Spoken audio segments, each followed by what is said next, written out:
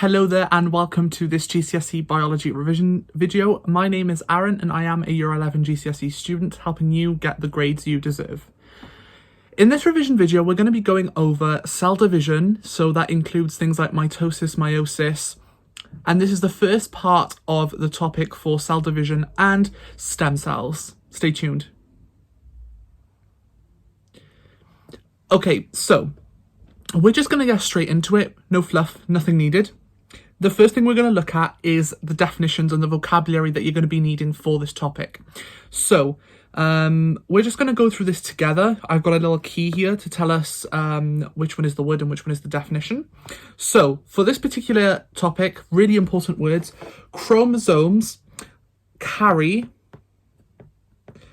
genetic information to make living things.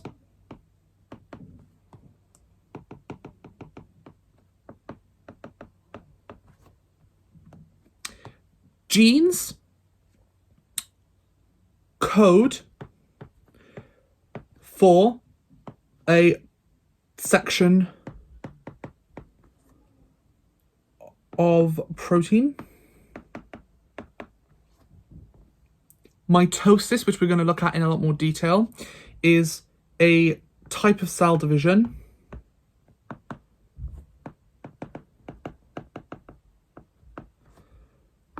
with two identical daughter cells.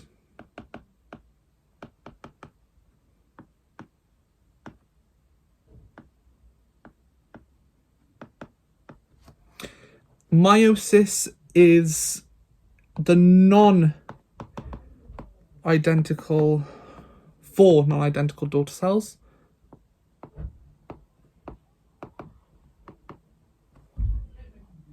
And it's also a type of cell division. But meiosis is used to produce gametes.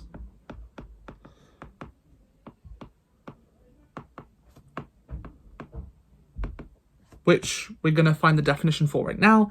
Gametes are basically just sex cells or reproductive cells. So for males, that's sperm.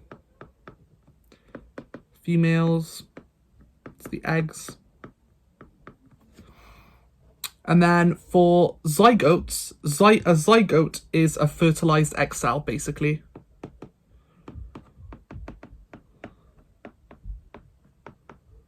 If you are wondering why I'm looking over to the side, it's because I have my personal notes, which I'm copying from my book, so I can transfer it onto my iPad, so I can teach this lesson, basically. Okay, so now we've got the basic vocabulary. It's quite short. There's not a lot of vocabulary that you need to learn, but it can be tricky if you're learning it for the first time. So don't be worried if you don't get it straight away.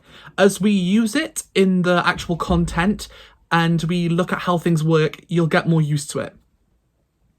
So, the first thing we're going to talk about is inherited characteristics. Now, when we talk about something that's being inherited, it's being passed on. So, the simple way of putting it basically is that all living things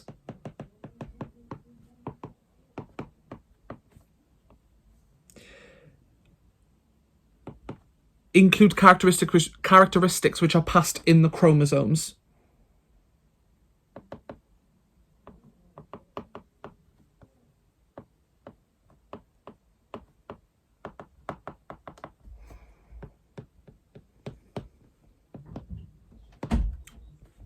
Chromosomes. Now, I have left a question on here for you. Can you think of any examples of inherited characteristics that you've inherited from your parents, for example? So we can talk about things like eye colour, hair colour, sometimes your height. You can have dimples. I think that's about that, right? And so on and so forth.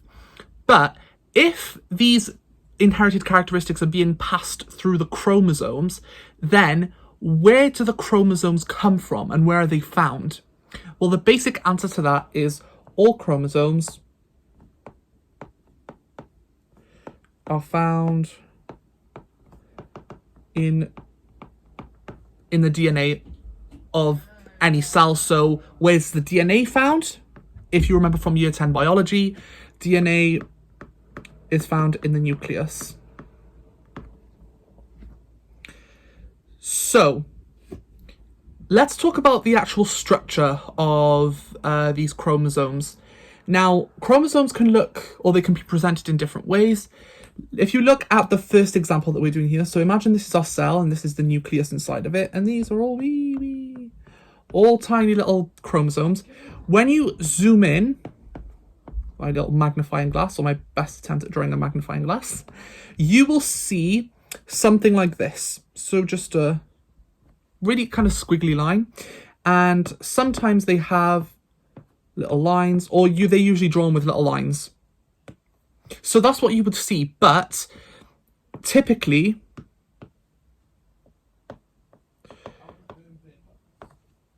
they're most visible during cell division.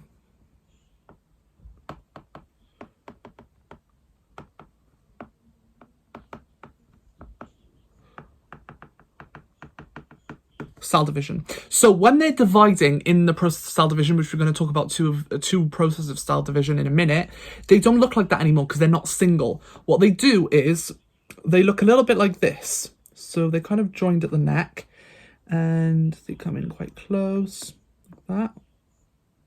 Oops, didn't mean to do that.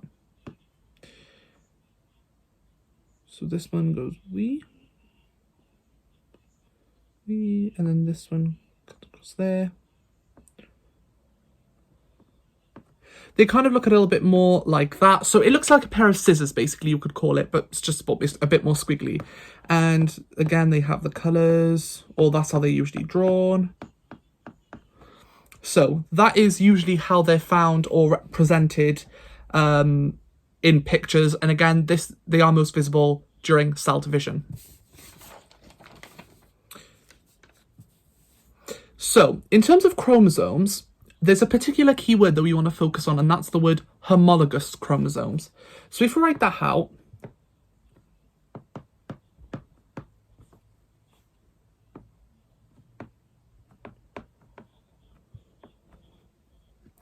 when you look at the word homologous, the first part of it, homo, means the same. And then logos just means location. So basically, all that's the full word there, it means the same location, or the same location in chromosomes. So when we think about a question that we could ask ourselves, where do they come from? We know that chromosomes are in the nucleus, and the nucleus can be found in any cell, or in animal cell and plant cell, but that's another topic. Where do they come from? Homologous chromosomes specifically, be careful, okay, this is only referring to homologous chromosomes. One homologous pair, so that's 23 chromosomes, because we humans have 46 chromosomes altogether.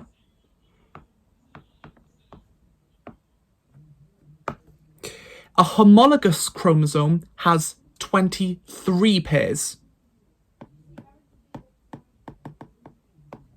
Now, 23 pairs, a pair is 2. So 2 times 23 is equal to 46.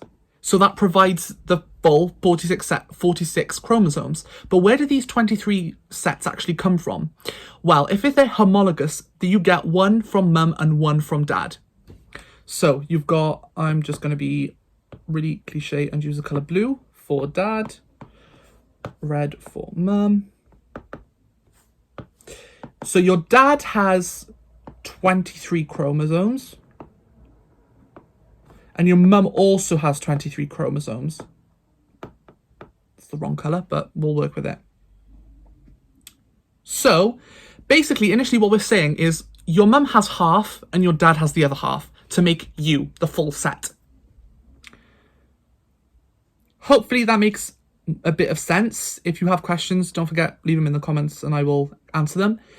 I actually left some vocabulary out for the first page because I think that was quite a lot and I didn't want you to be overwhelmed. But here's 2 more words that are really important. Diploid and haploid. Diploid means the full 46 chromosomes. And haploids are only half of it, or 23. 23 pairs. Only half. There we go. Just those two are just something that you're probably going to want to remember for the future as we discuss mitosis and meiosis. Now, we've moved on to mitosis. So the first thing to remember is that mitosis is a type of cell division.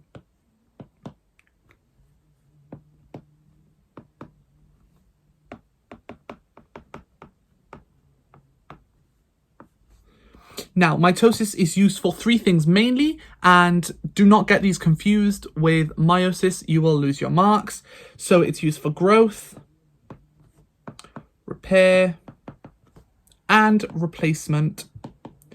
And do not say dead cells, but say worn out cells, because they can be a little bit iffy with the way you word things sometimes, especially in WJC exam board.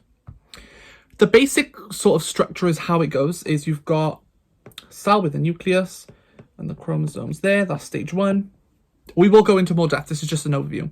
And then in the second stage, you've got the chromosomes pairing. So there's two sets.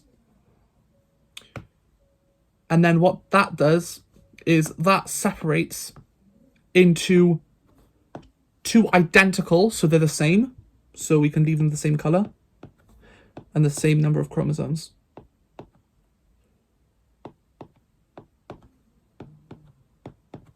That's the basic structure of mitosis. But let's look a little bit deeper now and look at how it actually works. So in stage 1, and we're going to do it with numbers. Again, I am looking at my notes because this can be quite difficult to remember. So we're kind of like relearning it together. In stage 1, the DNA replicates. So originally it would have looked something like this. Single strands of chromosomes. However, in the second stage, but we're calling it the first stage because we've left that out. In the second stage, or the first stage for us, they replicate and they become sort of X shapes or scissor shapes, as I showed you earlier. Then in the second stage, what happens is all of these chromosomes, they sort of like line up in the middle. So I'm just going to sort of draw like an oval here. And this is where they line up. And these chromosomes will line up in the middle. And then eventually in stage 3, what will happen is almost sort of like a pinch. So you'll have one from here and one from here, almost like, what are they called? I forgot what they were called, but they're a type of, I think they're walnuts, something like that. And what will happen is they will be separated one into each side. So one side will go with the left, one side will go with the right. And then that is how the two, again with the same number, so 1, 2, 3, 4. So because it's mitosis, remember what we said, mitosis makes two identical daughter cells. So a really important factor to remember is that when we're talking about any type of cell division, for GCSE Year 11, for at least WJC exam board, a daughter cell is just the product of the cell division.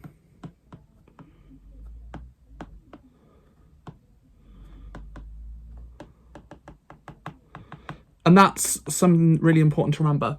But also, in an exam, if you're being asked what's identical about the products of mitosis to the original mother cell, we'll call it the mother cell. So in this case, the mother cell would be what we originally started with, the whole cell that hasn't had anything happen to it yet, no dividends, anything. So when you're asked about that, you have to say that the two products of mitosis, the two daughter cells, they have exactly the same amount of chromosomes as the mother cell. So the mother cell here has 46 chromosomes. Just because it splits, that doesn't mean anything, okay? It doesn't split into half, no. Both of these new ones then have 46 as well, because they have to be identical to the mother cell. Okay. I've got a little progress check for us to go through now. I haven't written up the questions, so I'm just going to do these like verbally with you. So you can sort of pause the video if you want. But the first question is, what's the job of chromosomes, basically? So what do chromosomes do? I'll give you a few seconds and then I'll just read the answer out. So chromosomes carry genetic information that make living things. The next question is, where do homologous chromosomes come from? So if you think back, homologous chromosomes come from the two parents. So obviously in intercourse, mum and dad. So you'll have 23 sets from dad and 23, both of these are unpaired. 23 unpaired sets from dad and 23 unpaired sets from mum. Okay, 2 small questions just to see where we are. And I think we can move on to the next part, which is cancer. So cancer, this is basically, all cancer is when you're being asked, is uncontrolled, if I can spell, uncontrolled mitosis or cell division.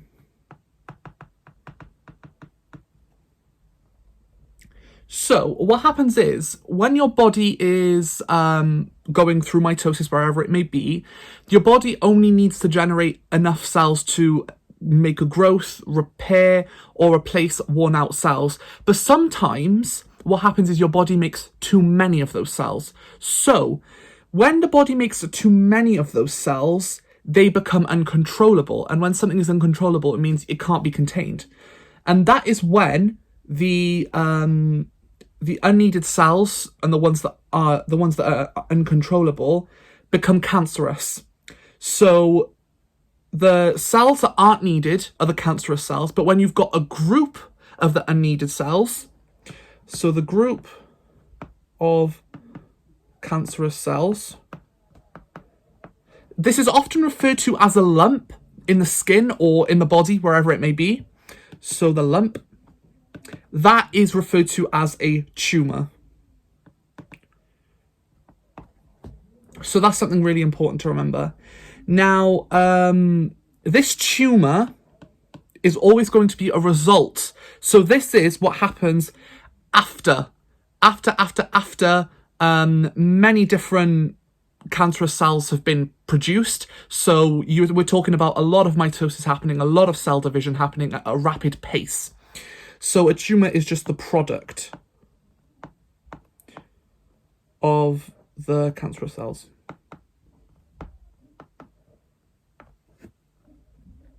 Now, let's talk a little bit about the causes of this cancer.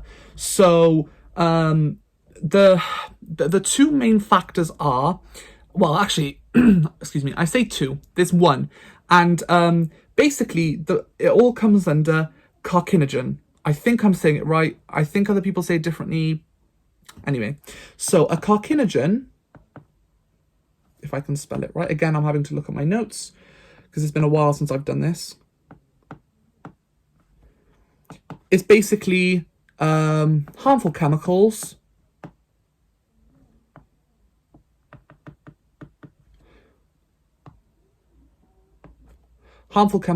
or any other things that can cause you cancer.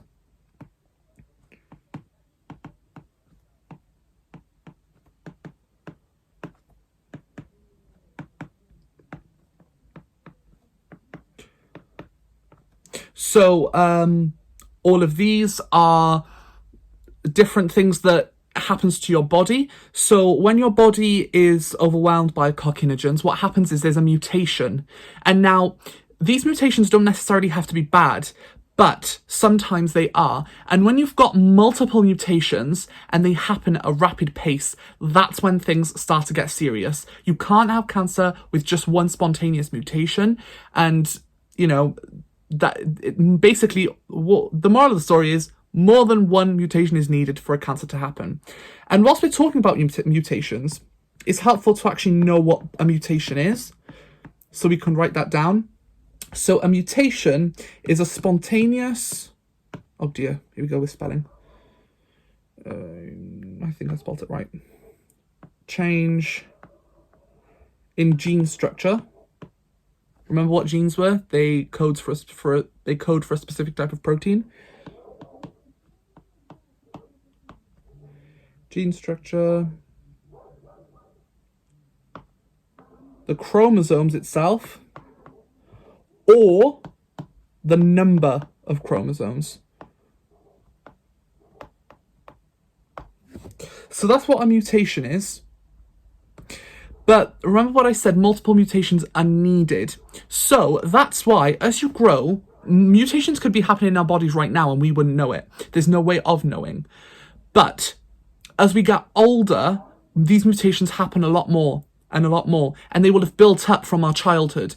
We could have had so many mutations in the past, and as we get older, more mutations build up, and eventually that's why people who are older tend to get cancer, because they've had mutations all through their childhood, and now they're in their adult lives, their elderly ages, and their mutations are happening, but it's too much, so that's when cancer develops. Now, when we talk about the genetic factors, so we go back to the inheritance topic, right? When we inherit these, or when something boosts the likelihood of us getting cancer, that's called a risk factor. So again, we're going to talk about this in a minute, but there are different things that can increase our chances of getting cancer, whether that's be our lifestyle or industrial or environmental things that are out of our control. So you can write that down actually. So something that could increase chance of cancer, we're going to call that a risk factor. So let's have a little bit of a look at the risk factors for cancer. We're going to split it up into two different sections. Let me do a little line. We're going to split it up into lifestyle and environmental. Environmental is quite easy to remember because there's only two that I'm going to discuss. So lifestyle, the first thing that we could talk about is smoking.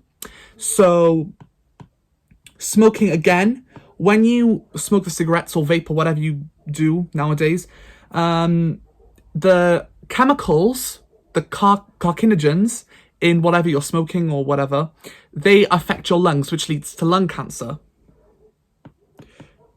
So we can put that in there, carcinogens in, what do you call it, cigarettes? Cigarettes, you get the gist. Another thing could be alcohol.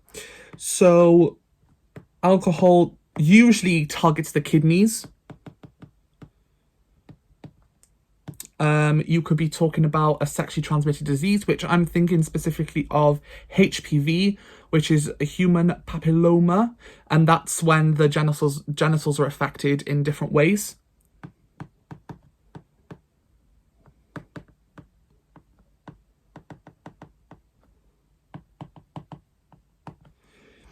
And then one final thing could be the ultraviolet rays that we're being exposed to. UV rays. And they basically, what happens is they let off ionizing substances. And this is going a bit into chemistry, but remember, ionizing substances are radiation rays that are able to get the electrons that they have and change them, remove the atoms from there. Sorry, let me start again. We're going into chemistry. So anything to do with ionizing is a radiation that's able to produce positively charged ions. So I think it can get rid of the electrons in it. Now let's have a look at a little bit at environmental. There is something called passive smoking. So this is mainly for people who have parents who smoke in the house, what they don't actually realize, but they're breathing in the harmful chemicals if they smoke not outside and they let the smoke go around the house. They're breathing in these chemicals, which, you know, as time goes on, if they're doing it constantly, that's what damages the lungs. And then another thing, again, that could be out of our control is the UV rays. We don't know the positioning of the Earth. We don't know where we are. Some positions are worse to be in because of where the sun is. And we're just going to call that natural. So that's just a little sum of cancer. Now we're going to look at the final part of this video, which is meiosis.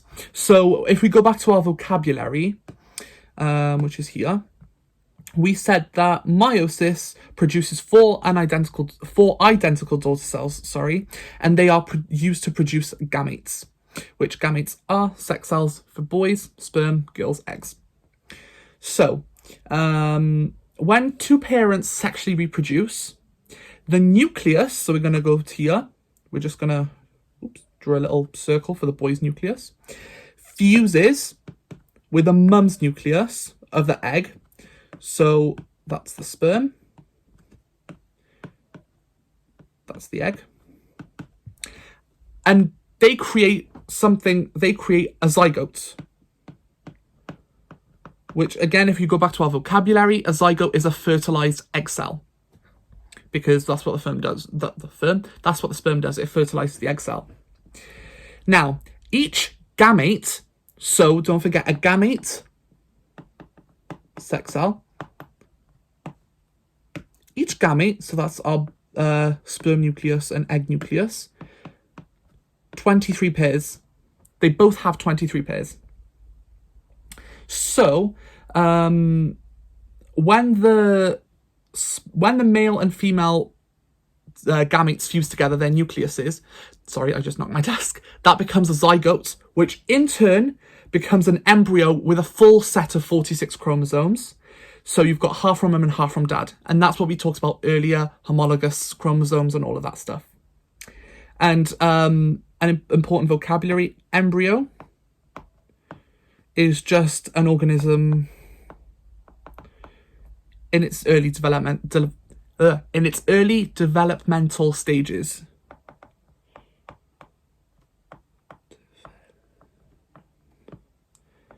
Mental stages. So, in terms of what it looks like, we looked at mitosis, and meiosis is different in the fact that it produces 4 instead of 2, and these 4 are unidentical. Also, we talked about the mitosis happening for growth, repair, and replacement all around the body. So our whole body needs mitosis, whereas meiosis can only happen in the sexually reproductive organs. So that for the males, that's going to be the testes, and then for the females, that is going to be her ovaries. I got it right. I forget it every single time. So we can say that males, testes, females, ovaries. Perfect. Now, let's take a look at meiosis. So meiosis starts in the same way. You've got your nucleus and you've got your different cells. Then what happens is, again, these cells start to make identical copies of themselves.